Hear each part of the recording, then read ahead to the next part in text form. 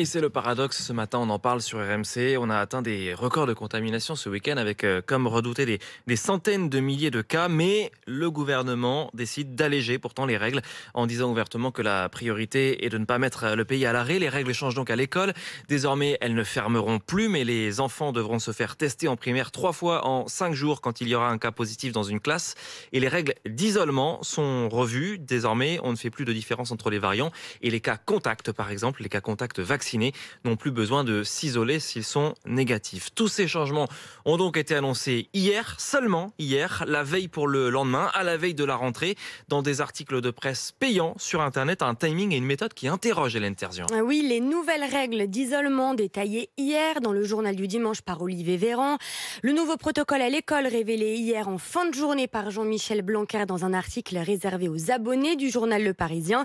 Syndicats d'enseignants, associations de parents d'élèves sont vent debout et l'opposition s'engouffre dans la brèche pour dénoncer cette communication tardive. À gauche, la socialiste Anne Hidalgo monte au créneau sur Twitter. Décider seul toujours, ne prévenir personne, ni les enseignants ni les parents. Une méthode à changer vite, écrit la maire de Paris. Un de ses porte-parole, le maire de Rouen, estime même que ces annonces de dernière minute, en français moderne, on appelle cela, je cite, du foutage de gueule. L'équipe de campagne de l'écologiste Yannick Jadot s'est quant à elle fondue d'un communiqué pour pointer du doigt le mépris et l'improvisation qui serait la marque de fabrique de Jean-Michel Blanquer.